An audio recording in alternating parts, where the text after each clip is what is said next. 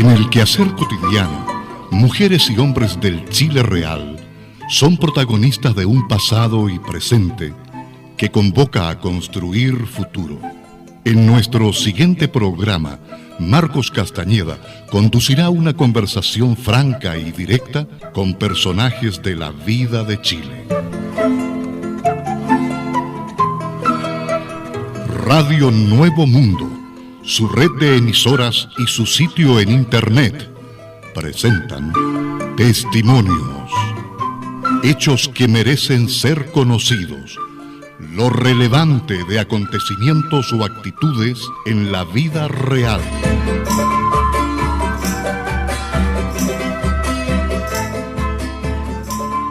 ¿Cómo están, estimados oyentes del programa Testimonios de Radio Nuevo Mundo, Radio Chile FM y otras emisoras que transmiten este espacio en el mundo? En Europa, Radio Bahía, en Estocolmo, Suecia; en Oceanía, Radio Austral en Nueva Zelanda, Radio Iberoamericana en Australia, y en los Estados Unidos, ahí en Canadá, Radio Cooperativa FM 100.5.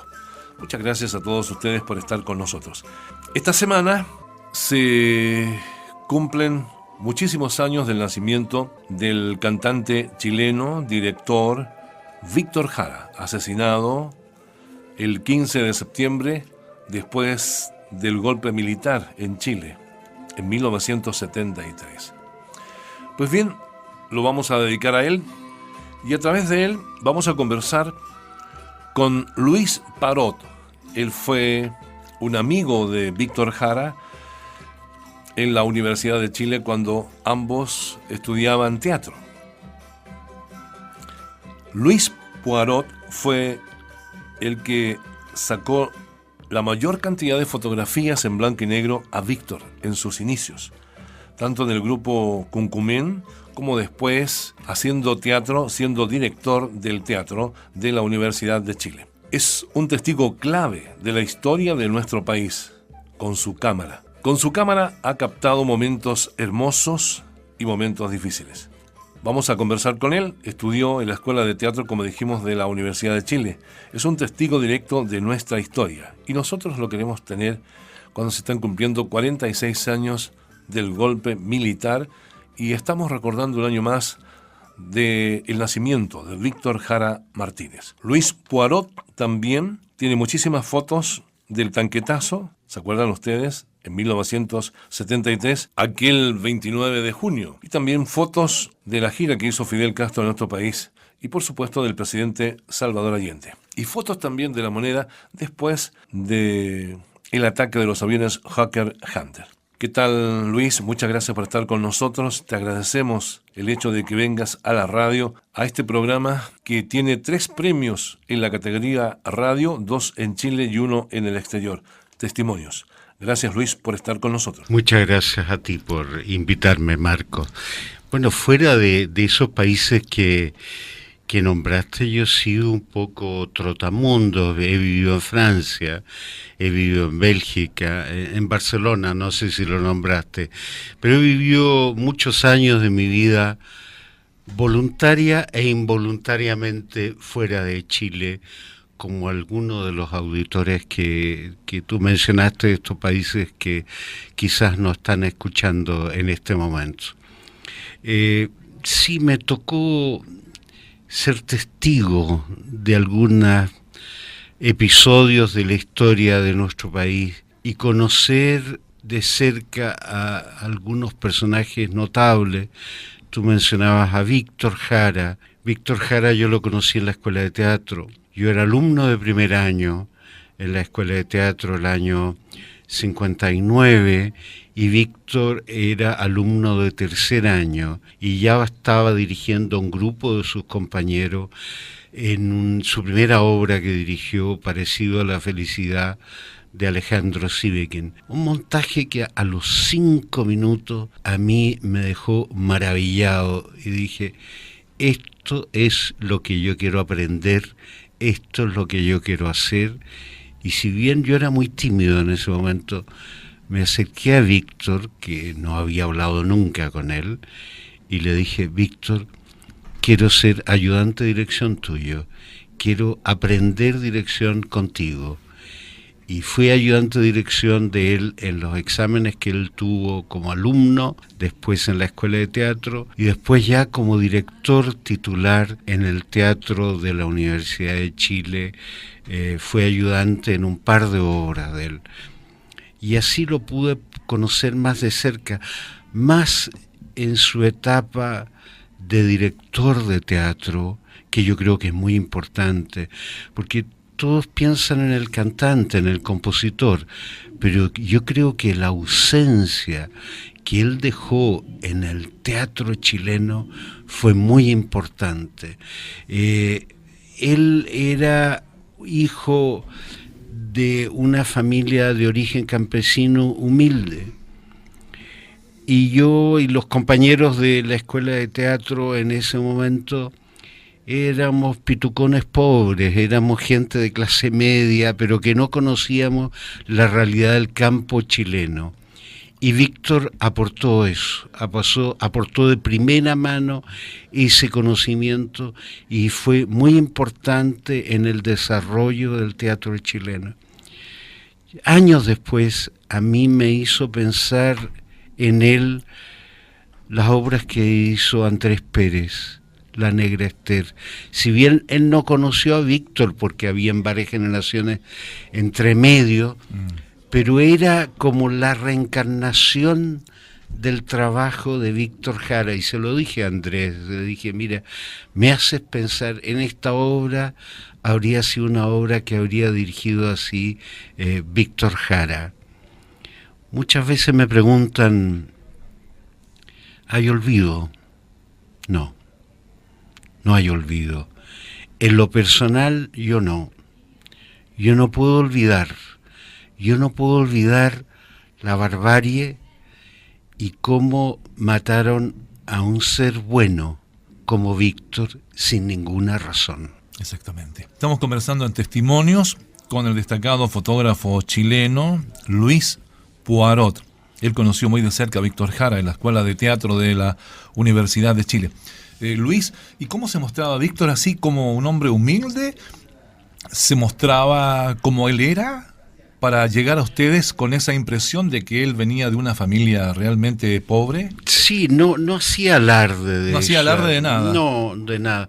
Era un hombre con mucho sentido del humor, ¿eh? O sea, ¿se reía mucho? Mucho, y te hacía bromas y te contaba chistes y veía siempre un poco el lado ridículo de las situaciones.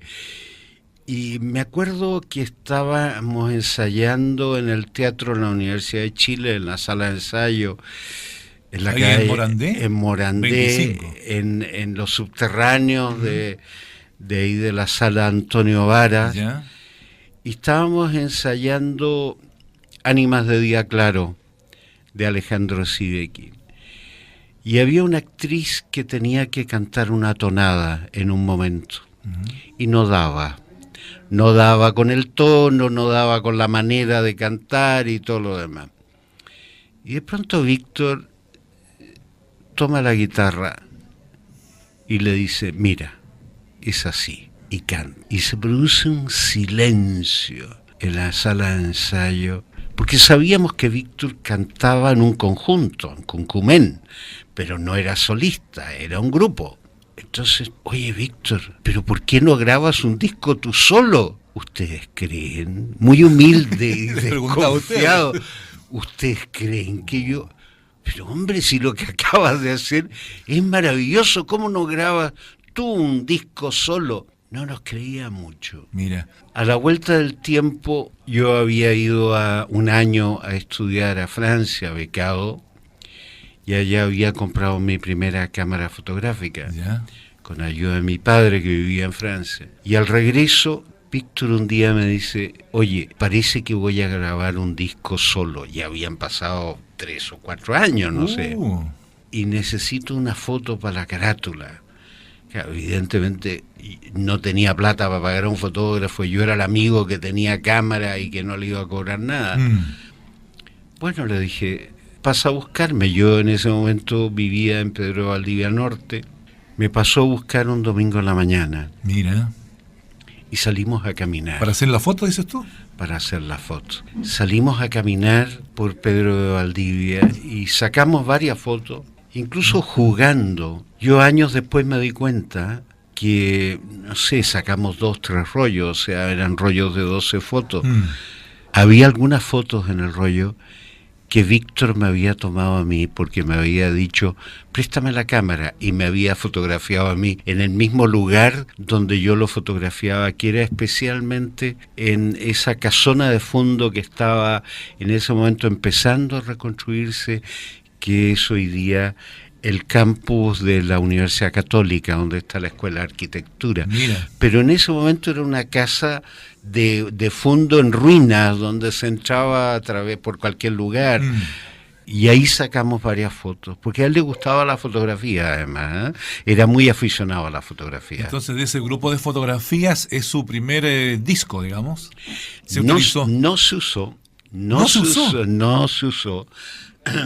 usó en el disco. ¿Ya? Creo que usaron un dibujo. Usaron un dibujo, una pintura, y no, a lo mejor un director artístico encontró que no era suficientemente fotogénico él, no tengo idea, pero usaron un dibujo para la portada. Estamos haciendo testimonios, recuperamos la memoria histórica de Chile. Hoy estamos hablando con el destacado fotógrafo nacional Luis Poirot de la Torre. Luis, hablabas de una tonada que cantó Víctor ahí en uno de los camarines cuando estaban ensayando en el Teatro Antonio Varas, con esa actriz que no daba el tono y que no sacaba esa canción. Vamos a escuchar una canción que a lo mejor es esa misma que cantó Víctor en aquella oportunidad, estamos suponiendo. Aquí te traigo una rosa, interpretación de Víctor Jara en un solo, canción que recopiló el grupo Cuncumen en la localidad del Carmen, en Ñubles, Chillán. Escuchamos.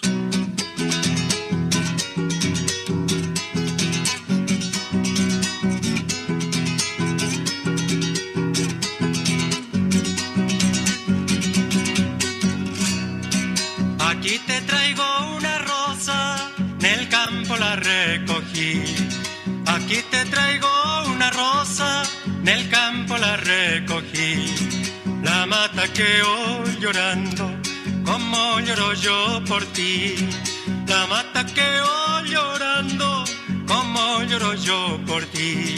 Como que te fuiste, como que te vas, como que me quieres y no me querís nada. Como que te fuiste, como que te vas, como que me quieres y no me querís nada.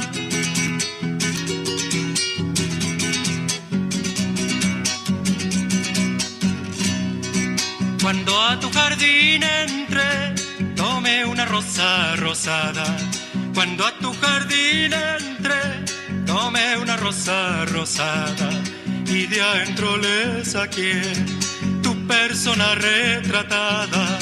Y de adentro le saqué tu persona retratada. Como que te fuiste, como que te vas, como que me quieres y no me querís nada.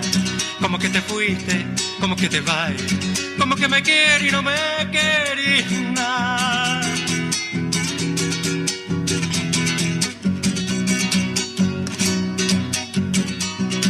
La rosa cuando abotona, dicen que es malo tomarla. La rosa cuando abotona, dicen que es malo tomarla. Pa' que parezca bonita, más vale será dejarla. Pa' que parezca bonita, más vale será dejarla. Como que te fuiste, como que te vas, como que me quieres y no me querís nada. Como que te fuiste, como que te vas, como que me quieres y no me querís nada.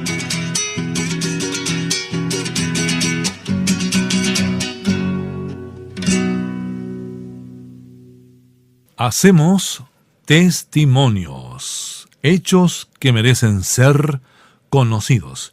Hoy estamos hablando sobre Víctor Jara Martínez, asesinado durante la dictadura de Pinochet el día 16 de septiembre de 1973. Esta semana se ha dictado nuevos procesamientos en contra de sus autores, de los que los asesinaron aquí en Chile y uno que está escondido en Miami, Estados Unidos. Estamos conversando, estimados oyentes, con el destacado fotógrafo chileno, amigo de Víctor Jara estuvieron juntos en la escuela de teatro y fue su fotógrafo Luis Poirot.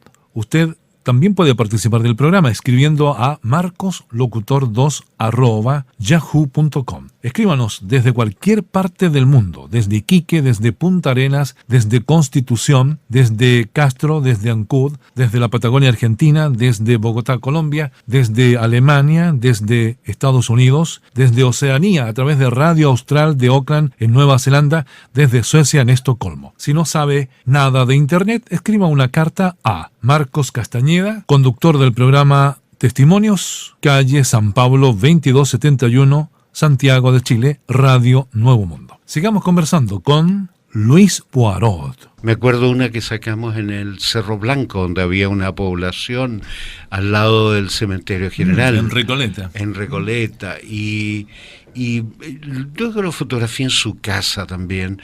En algún momento vivimos cerca. Yo cuando me casé me fui a vivir a Colón, arriba, cerca de lo que es el horror hoy día de la Rotonda Atenas, que no existía. Y Víctor vivía a 3 cuadras de donde vivía yo. Y a veces fui a su casa y a veces le saqué fotos.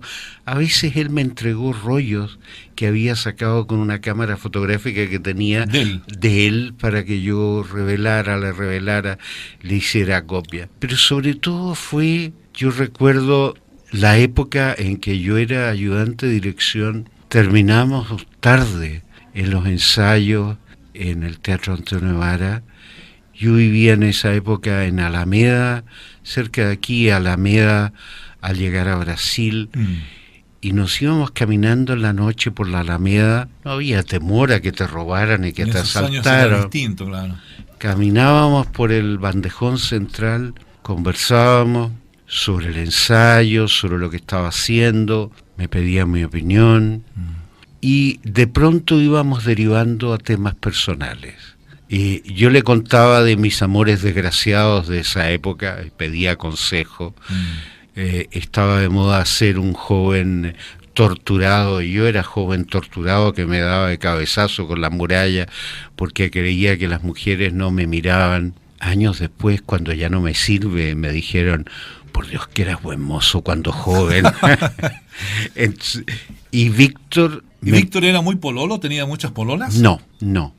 Y él me empezó a contar de su amor secreto en ese momento con Joan Turner. Mira, porque Joan era profesora en la escuela de teatro, era profesora mía de movimiento, era bailarina. Me empezó a contar de su amor secreto con ella. Fue la única vez que él se refirió a un amor. Yo creo que él no fue pololo, no anduvo de puerta en puerta con muchas mujeres.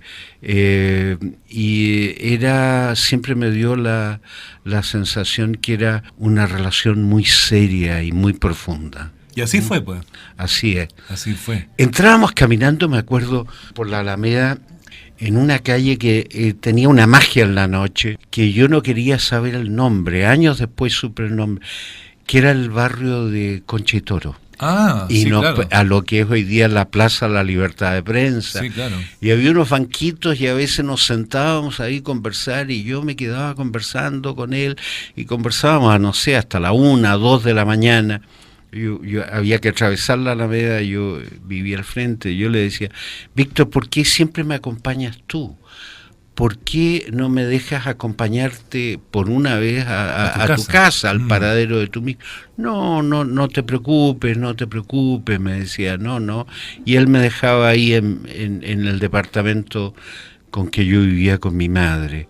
Años después, esa era la época de la escuela de teatro, años después supe por una entrevista que le hizo la gran periodista Amanda Puz, que en esa época de la escuela de teatro, él dormía en los camarines del Teatro Antonio Varas. No tenía casa. O sea, se regresaba cuando... Regresaba, el nochero, el portero del teatro, lo dejaba entrar. Imagínate. Él dormía ahí, se duchaba en los camarines a la mañana siguiente, lavaba su ropa, no sé, y al otro día estaba en las clases. O sea, el esfuerzo, el sacrificio que hizo Víctor para estudiar en la escuela de teatro, que bueno, era, si bien gratuita en ese momento, la universidad era gratuita, no se pagaba nada, pero sin embargo había que vivir, y eso hizo un sacrificio, y eso indica el amor, la pasión que él tuvo por el teatro, que puso en todas las obras que dirigió.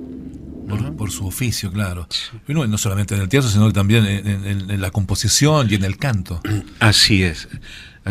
Yo después ya lo vi poco en la época de la Unidad Popular. Cada uno de nosotros estaba metido en muchas cosas y el día se nos hacía corto, así que yo lo veía poco. Una vez me encontré con él, creo que en el aeropuerto en Pudahuel, venía llegando a alguna parte y me dijo, estoy tan cansado porque tengo que ir de lugar a cantar, y estaba dirigiendo al mismo tiempo. Era un hombre múltiple, ¿eh? Múltiple, y además hacía clases, o sea, él se dio entero en su vida, en su corta vida se dio entero con una gran generosidad hacia la gente.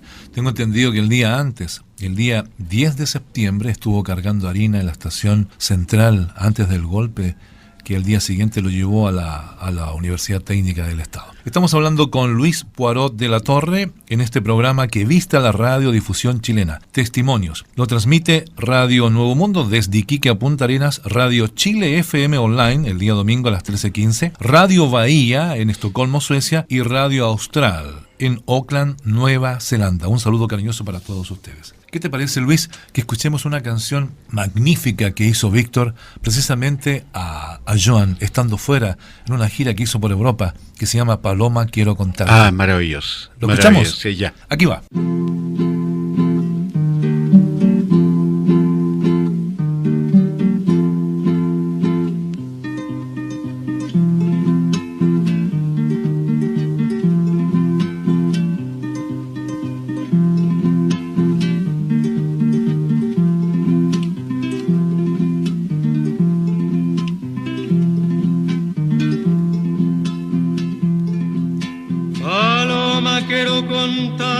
Que estoy solo, que te quiero.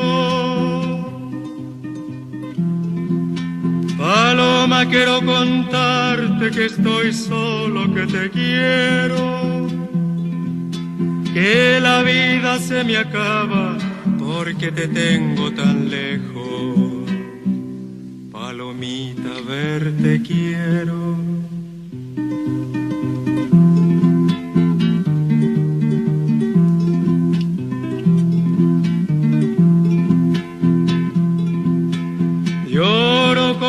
Cada recuerdo a pesar que me contengo.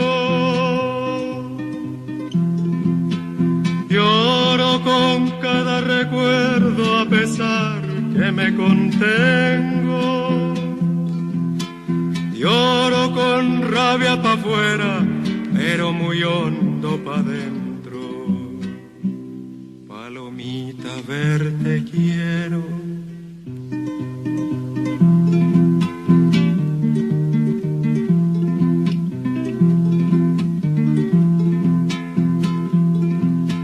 Como tronco de nogal, como la piedra del cerro,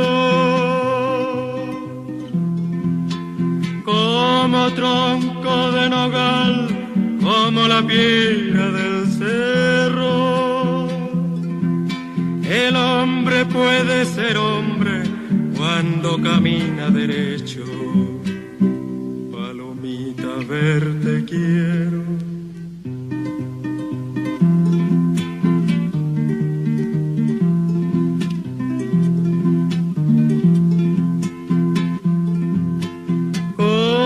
Quitarme del alma lo que me dejaron negro.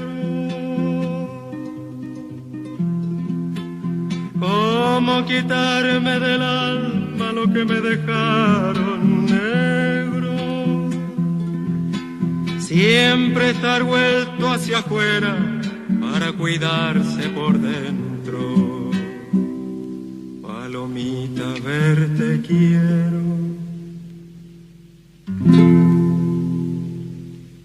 hermosa canción que creara Víctor Jara en una gira que realizó el conjunto Cuncumen a Europa en los años 60. Allí la hizo y la cantó en uno de los estudios de la Radio Moscú. Está la grabación. Posteriormente, hace algunos años vinieron los integrantes del programa Escucha Chile de Radio Moscú y nos entregaron esa grabación y yo se la regalé a Joan Turner, ahí en la Plaza Brasil. Paloma, quiero contarte. Hacemos radio de verdad, testimonios, hechos que merecen ser conocidos. Escríbanos desde cualquier parte del mundo. El correo marcoslocutor2@yahoo.com. Este programa se transmite cada fin de semana en Radio Nuevo Mundo desde Iquique hasta Punta Arenas, Radio Bahía en Estocolmo, Suecia, los días martes a las 10 de la mañana, Radio Austral de Auckland, Nueva Zelanda, los días martes y sábado a las 14 horas. Y en Radio Chile FM, los domingos a las 13:15 horas habitualmente. Hoy, estimados oyentes, estamos conversando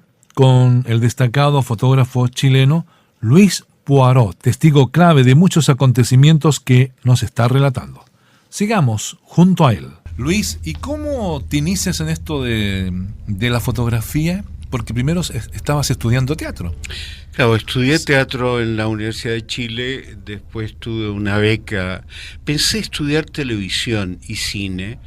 Era el año 63, la televisión había empezado de una manera muy primitiva el año 62 con el Mundial de Fútbol. Aquí yo hice unos programas como animador. ¿Ah, sí? En la universidad, ¿En dónde? En la Universidad de Chile, ¿Ya? que en ese momento tenía sus estudios en la Escuela de Ingeniería. Allá abajo, En el parque, cerca del parque, y se hacía en directo todo eso, no había como grabar ni nada de eso, y por supuesto no te pagaban nada. Yeah.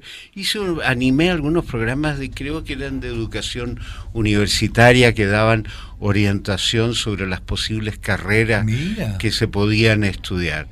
Entonces yo pensé en la televisión y en el cine como director, porque dije, el teatro es muy difícil de recorrer un país tan largo como Chile, voy a intentar el cine y la televisión. Y obtuve una beca del gobierno francés, estuve un año estudiando en Francia. Cuando terminé la beca me ofrecieron, la televisión francesa en ese momento era estatal, me ofrecieron seguir a las televisiones hermanas, que era la televisión inglesa y la televisión italiana, seguir, pero era ya agosto de haber sido del año 64, y yo pensé que yo tenía que ayudar de alguna manera en la campaña que venía en Chile, en la campaña presidencial. Del 64. Así que me volví.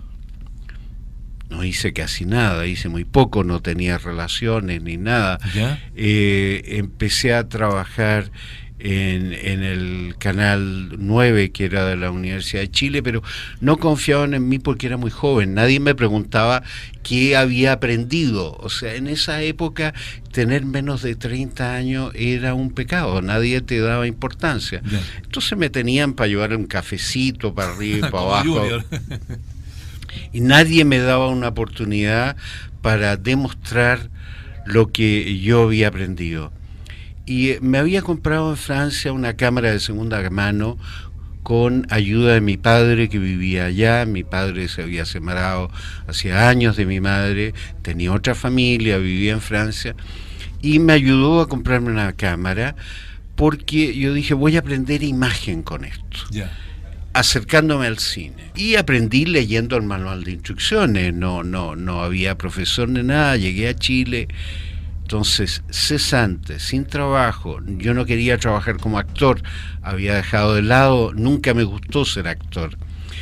No me daban trabajo como director en televisión, no me daban trabajo como director en teatro, y fui al teatro de mis antiguos amigos del Teatro Ictus, que yo había contribuido a fundar y a empezar en el Teatro La Comedia, la primera obra. Cine de Delfina Guzmán. Antes de ello. Jaime Celedón.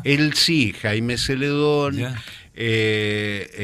Y otros, pero era mucho antes de Nissim y de Delfina. Entonces habíamos hecho la primera obra, yo había estado en la primera obra que se hizo en ese teatro, El velero en la botella, de Jorge Díaz. Mira.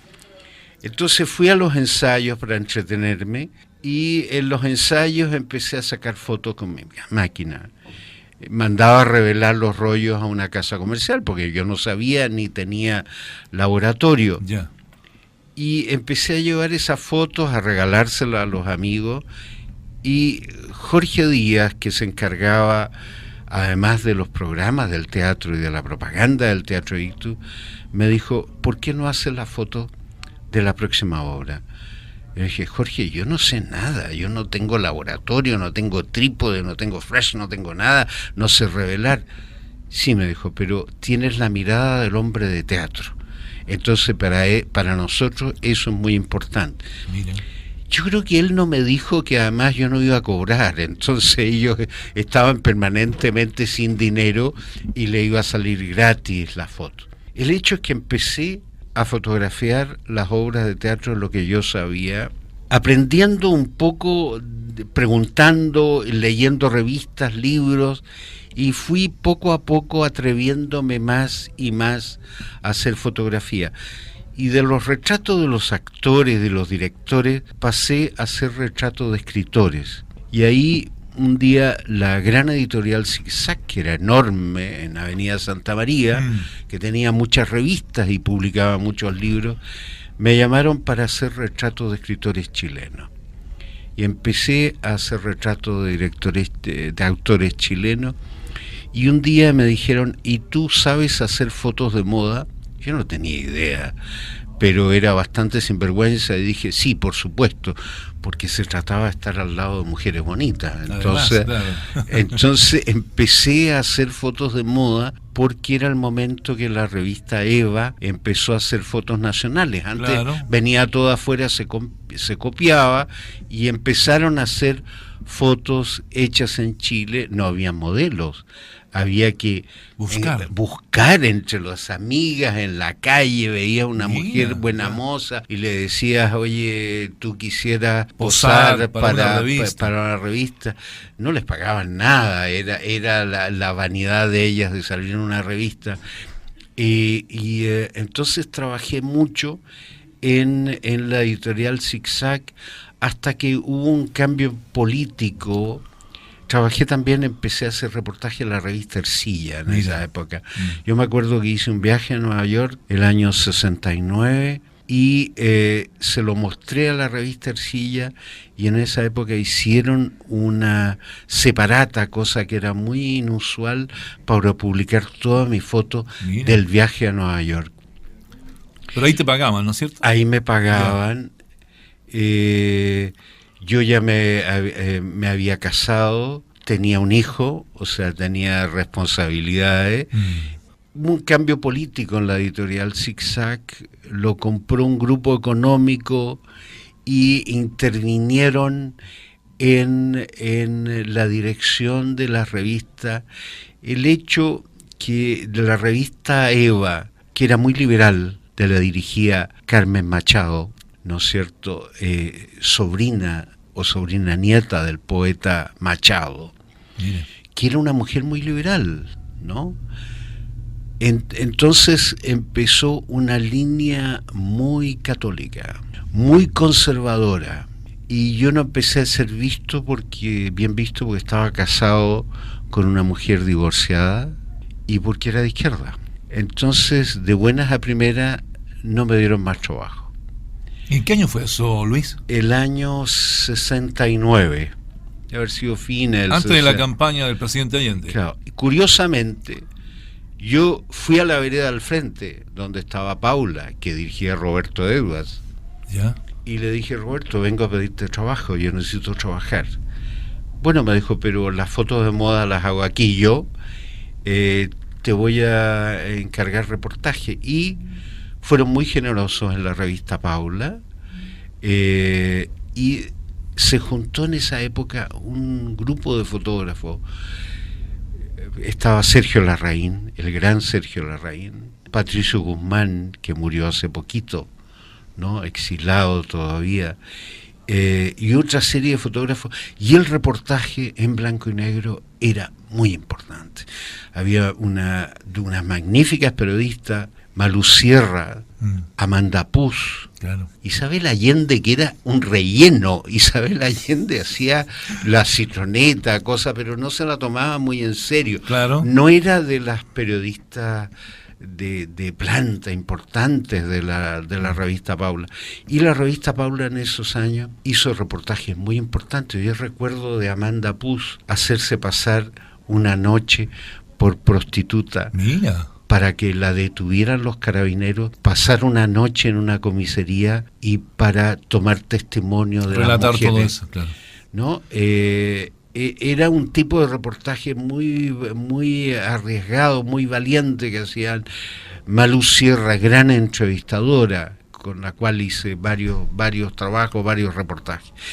Aparte de eso, seguí haciendo otros trabajos, trabajé mucho haciendo fotos de teatro para otros teatros, entre medio también hice fotos para el Teatro de la Universidad de Chile, para el ICTU, para la Católica, para Compañía Independiente, y dirigí teatro también, y convivía mi pasión con la fotografía y con el teatro. Hasta septiembre del año 73, yo hacía clases desde el año 69 en la Escuela de Periodismo de la Universidad Católica y en la Escuela de Artes de la Comunicación, que no existe ya la Universidad Católica. Yo era profesor titular, nombrado por el Consejo Universitario. Se supone que no me podían echar si no había un sumario. Sin embargo, a las 3 semanas, la escuela estaba cerrada, la universidad estaba cerrada. Me avisan que estoy despedido, que ya no hago clase. En ese momento no había nadie a quien comentar, ni protestar, ni nada. Y mis amigos me dicen, eso es una delación adelantada. O sea, en este momento hay mucha gente más importante que tú que quieren interrogar o tomar preso, pero con el tiempo van a querer preguntarte cosas. Entonces, si puedes, es mejor que te vayas. Yo conocía cómo era la mentalidad militar. Había estado en la escuela militar 3 años y un día. ¿Tú? Había sido cadete. Había entrado de 13, 14 años, que era la edad que se entraba en esa época. Era el final del colegio, de la escuela secundaria. ¿Ya? Entré, di el examen de admisión de 13 años, entré a los 14 y estuve 3 años, que lo pasé muy mal. Y que me ha dejado huellas que hasta ahora perduran. Algunas de ellas me las borró la Escuela de Teatro y los maravillosos profesores de la Escuela de Teatro. Otras conviven todavía y me marcaron toda mi vida. Entonces yo dije, si eso que yo viví a nivel de escuela va a ser reproducido a nivel de país, yo no quiero. Esto va a ser un horror. Y así fue. Y tenía también la figura de mi padre. Yo nací en diciembre de 1940, el 13 de diciembre, si alguien se acuerda después de mi cumpleaños. Te vamos a saludar, por supuesto. Y en enero de 1941, o sea, a los 2 meses, mi padre partió desde aquí, desde Valparaíso, con otro grupo de franco-chilenos, ¿Ya? en un barco a Londres, a unirse con el general de Gaulle y los franceses libres. En ese momento era el bando de los perdedores. Francia se había rendido, de Gaulle no era nadie en Londres, los franceses libres eran unos locos. Inglaterra estaba muy cerca de rendirse frente a Alemania, pero él, en un gesto que después de los años entendí de ético y estético, dijo... Y moral. Y moral, voy a unirme con ellos. Y se fue, volvió cuando yo tenía 5 años. Imagínate, oye. Yo lo conocí en esa época. Él no me habló nunca de la guerra. Qué tremenda historia, ya. No me habló nunca de la guerra. Los veteranos jamás hablan de la guerra, de lo que han pasado. Pero a mí me quedó eso. Y me quedó ese ejemplo de los poquitos franceses que se opusieron a la dominación nazi, porque fueron muy pocos. Fíjate que en esa época esos combatientes, los franceses libres, mi padre estuvo en África, peleando contra Rommel y todo eso, si eran tomados prisioneros no eran considerados combatientes, eran fusilados en el acto porque eran considerados terroristas. Claro. Entonces a mí me quedó marcado eso y dije, si yo me quedo aquí voy a tener que trabajar de alguna manera siendo colaborador de este régimen, porque yo trabajo en prensa, claro, en comunicaciones. Medios audiovisuales. O no me van a dejar trabajar, o voy a ser un colaborador. Entonces, desde afuera, a lo mejor algo puedo hacer para que esto cambie. Y así fue. Estamos hablando en este programa Testimonios que viste a la radiodifusión chilena con el destacado fotógrafo nacional Luis Poirot de la Torre. Luis, ¿y cuándo encuentras tu estilo de fotografía? ¿Lo encuentras en los primeros años acá en Chile, en esa efervescencia social, cultural, donde estaba metido Víctor, la música, Inti Illimani, qué sé yo? ¿O después? Mira, hay algunas cosas que yo encuentro, no me doy cuenta. El viaje a Nueva York fue muy importante para mí. Ahí yo fotografié por primera vez instintivamente, nadie me pidió nada, nadie me encargó nada. ¿Eso fue el 68, 69? 69, no copié a nadie. ¿Ya? Las fotos que hice durante el periodo de la Unidad Popular, que no me encargó nadie, que nadie me pidió, yo fotografié todas las manifestaciones. ¿Por tu cuenta? Por mi cuenta. Ah, yo pensé que algún partido te había dicho, oye, ayúdanos en esto. No, yo lo fotografié por mi tu cuenta. Ya. Yo había trabajado un tiempo cortito en La Moneda, en la UIR, que se llamaba, pero Oficina de Informaciones. Sí, trabajé 2 o 3 meses nomás, y después era un fotógrafo independiente y hacía clases y todo eso, y yo fotografiaba libremente las manifestaciones. Alguna vez Allende me llamó. ¿Te ubicaba Allende? Sí, y me dijo, por ejemplo, en el viaje que él hizo a Buenos Aires para la transmisión del mando, me dijo, mire, yo voy a tener reuniones políticas muy privadas en Buenos Aires y yo necesito un fotógrafo de confianza que no repita lo que se habla en esas reuniones, así que quiero que usted me acompañe. Mira. Yo fui, no me acuerdo, no tengo idea de lo que se habló. Si después me hubieran preguntado, lo habría pasado muy mal, porque la verdad es que no me acuerdo de eso. Y en algunos momentos sí, en el tanquetazo yo llegué por mi cuenta. Y yo no trabajaba en La Moneda. ¿Al Palacio de la Moneda? Llegué al Palacio de la Moneda. ¿Y te dejaron entrar? Mira, en ese momento estaba rodeado por soldados que no sabían qué es lo que pasaba y te decían retroceda. Y yo me fui a la sede del Partido Socialista que estaba cerca, en San Martín. Y estaba ahí. ¿Qué número te acuerdas, San Martín, el número? No me acuerdo. 140 y tanto, parece. No me acuerdo. ¿Ya? Y llegó de repente Coco Paredes, a quien yo conocía mucho, y puesto que su mujer, una sueca maravillosa, había sido modelo mía, la había fotografiado, y él había sido compañero de un primo mío en la escuela de medicina. Entonces me dice, ¿qué haces aquí? Bueno, mira, le dije, estoy tratando de entrar a La Moneda porque hay que dejar testimonio de esto, pero no me dejan entrar. Entonces me dice, ven. Y me meten en una patrullera de investigaciones, me dice, agacha la cabeza, me tienden en el suelo y parten a 100 por hora y llegan y paran frente a la puerta de Marandeo 80, me toman del cuello, abren la puerta y como escupo me meten adentro de La Moneda. Entonces estuve adentro de La Moneda sacando fotos ese día. En un momento, nunca se me va a olvidar, en un momento determinado, Allende sale a caminar por los pasillos del segundo piso. Tengo unas fotos de eso. El pasillo, la galería de los presidentes. A ver quién estaba, a saludar, a hablar. Y me ve y me dice, ¿usted qué hace aquí, compañero? Bueno, le digo yo, hay que dejar testimonio de esto, no hay otro fotógrafo aquí. No, me dice, usted tiene una responsabilidad mucho más grande con su mujer y sus hijos, váyase a su casa. Yo no le hice caso y me quedé ahí, ¿no? Mira. El día del golpe traté de hacer lo mismo. Y yo tenía guardado rollo, mi munición de guerra la llamaba. ¿Sabes por qué? Porque no había mucho rollo. Entonces no había cintas de video para los canales de televisión. Claro, entonces yo tenía guardado mi munición de guerra para un caso, porque pensábamos siempre en el fantasma de la guerra civil española. Entonces no vaya a ser que se produzca esto y yo no tenga rollo. Entonces tenía unos rollos guardados que no tocaba. Entonces llegó ese momento, los tomé, vivía en Colón para arriba, le dije a mi mujer, toma los niños, andate en el auto a la casa de unos primos, y partí caminando por Colón, por Mayecura, que era la calle que yo vivía, hasta Colón, dirección Colón, y en ese momento para una camioneta con un amigo mío, y me dice, oye, esto es en serio.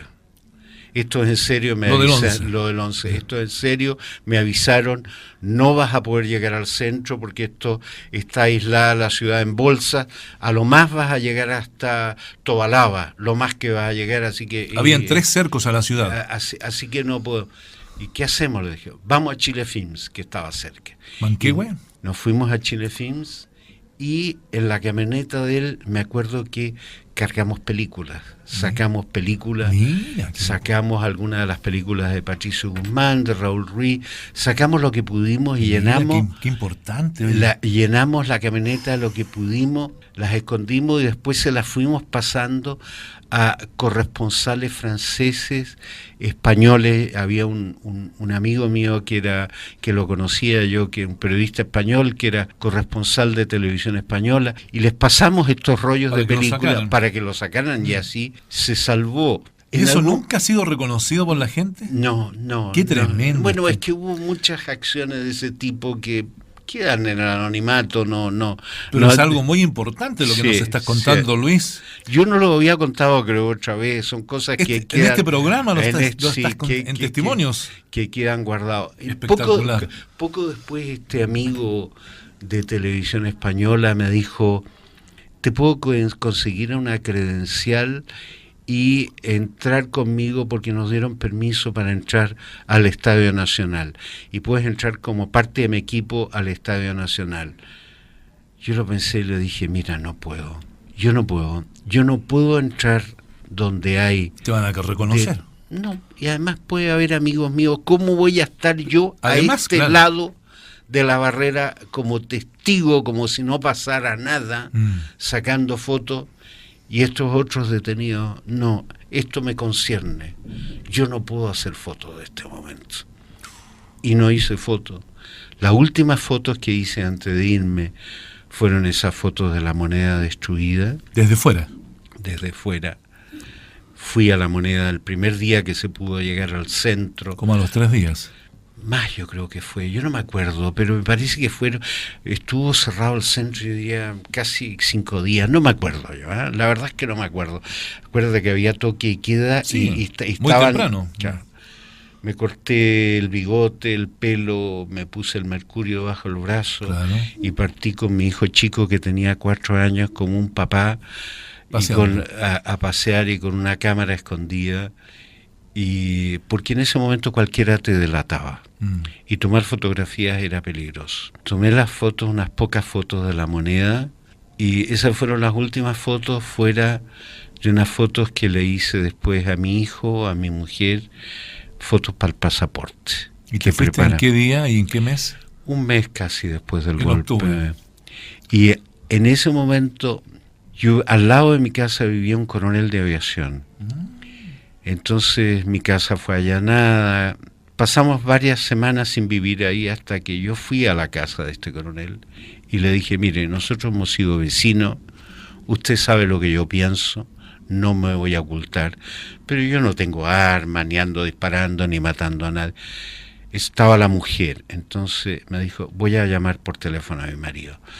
Entonces llamó por teléfono al marido y dijo, sí, dice mi marido que vuelva a vivir a su casa y que destruya todos sus negativos. Entonces yo volví a la casa, empecé a hacer paquetitos con mis negativos, envueltos en plástico y en papel de diario. Invité a primos y amigos a tomarse un café y les empecé a entregar estos paquetitos que era como un sándwich para que se los llevaran, y les dije, llévenselos, entiérranlos, escóndanlos, en algún momento ya veremos la forma de recuperarlo. Y cuando me fui, tú te ibas con 20 kilos, con una maleta de 20 kilos, ni un negativo. Además, en el aeropuerto te revisaban hasta la suela de los zapatos. Y ya en Francia, habían pasado quizás 2 años, mi hermano menor, que estaba aquí en Chile, empezó a recuperar estos negativos. Y se juntó con una persona de la Embajada de Francia, una secretaria. Se juntaban, le entregaba un par de paquetitos y esta secretaria, con permiso del embajador de Francia, los sacaban por valija diplomática. Qué importante. Llegaban a París, me llamaban del Ministerio de Relaciones Exteriores francés y me decían: señor Poirot, hay un paquetito que llegó de Chile. Y yo iba y recogía mis negativos y fui rehaciendo mi archivo. Así se salvaron las fotos de Allende, de Víctor Jara. Qué tremendo, de qué Neruda. importante trabajo. Hubo algo que se perdió, hubo personas que tuvieron miedo y destruyeron. Pero lo más importante, mínimamente, yo creo que lo más importante se salvó. Ahora, muchas de esas fotos yo pasaron muchos años que no pude enfrentarme a ampliarlas. Era demasiado el dolor que me provocaba. Incluso recuerdo, porque tú guardas todo eso y te defiendes porque tienes que sobrevivir. Exactamente. Tienes una familia que alimentar. Yo trabajaba haciendo cualquier cosa de fotógrafo, los trabajos que no querían los fotógrafos franceses los tomaba yo, pero viví de mi trabajo. Claro. Y eso me producía mucho orgullo, que yo no pedí ayuda, no pedí beneficio de nadie, porque yo sabía que había gente más complicada que yo. Entonces yo viví de mi trabajo desde el comienzo. En el pequeño departamento que yo arrendaba llegaba mucha gente, a veces en la noche, que no tenía dónde dormir y se quedaban ahí. Ahí durmió en el suelo o en un sofá muchas noches Raúl Ruiz. Mira. Y su esposa Valeria. Y no teníamos ni siquiera televisor. Entonces en la noche preparábamos un plato de tallarines, que era lo que podíamos comer en esta especie de olla común, y Raúl inventaba historias para levantarlos en ánimo y para entretenernos, ya que no teníamos televisión, ni radio, ni nada. Inventaba unas historias maravillosas. Le decía: Raúl, tienes que escribir, esto es una novela maravillosa. Sí, me decía, y nunca las escribió. El gran Raúl Ruiz. Bueno, ha pasado el tiempo. Finalmente te quiero preguntar, ¿qué estás haciendo ahora, Luis? ¿Y dónde la gente podría ver tu obra actualmente, por favor? Hace un par de semanas inauguré una exposición en el Museo de Bellas Artes, en la Sala Mata, ¿ya? Que es la sala más importante, diría yo, más prestigiosa, una sala que estuve esperando 5 años. Mira. Que me dieran la posibilidad de exponer. Es una exposición que se llama Un retrato, y son fotos hechas a través de 15 años a una sola persona, a Fernanda, mi mujer. Mira, qué hermoso. Entonces es cómo ha cambiado ella, cómo he cambiado yo, cómo ha cambiado nuestra mirada, y un retrato a través del tiempo. Qué bonito. Y eso entonces lo pueden ver nuestros auditores en el Museo de Bellas Artes. Sí, que es gratuito, se puede ver todos los días. ¿Cuándo va a estar? Va a estar 3 meses. 3 meses. Pero no esperen el último momento. Por supuesto para que ir. no. Bueno, te agradecemos la venida al programa. Estamos muy orgullosos de haberte entrevistado. Has hecho un trabajo de memoria magnífico, con todos esos rollos que pudiste guardar, con todas esas fotografías que tomaste a personajes importantes de la vida de Chile, como es el caso del destacado hombre del canto, del teatro, Víctor Jara, Pablo Neruda, y al presidente, qué decir, del presidente Salvador Allende, reconocido en todo el mundo por su honestidad, por su gesto de defender la democracia hasta el último minuto. Te agradezco, Luis, y te felicito por todo lo que has hecho, y espero que te siga yendo muy bien en esto de la fotografía que tú haces, pero excelentemente bien. Muchas gracias a ustedes por haberme invitado, y hoy día he recordado cosas que normalmente no recuerdo, porque producen a veces de nuevo dolor y emoción. Muchas gracias, Luis, que te vaya muy bien. Gracias a ti.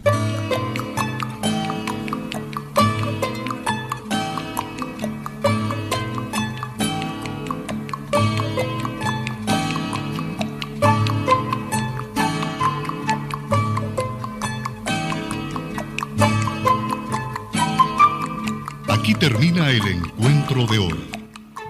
La próxima semana, en este horario, otros personajes y nuevos testimonios darán fe de hechos. La realización de este espacio está bajo la responsabilidad de Marcos Castañeda como conductor. Radio Nuevo Mundo, su red de emisoras y su sitio en internet agradecen su sintonía para Testimonios.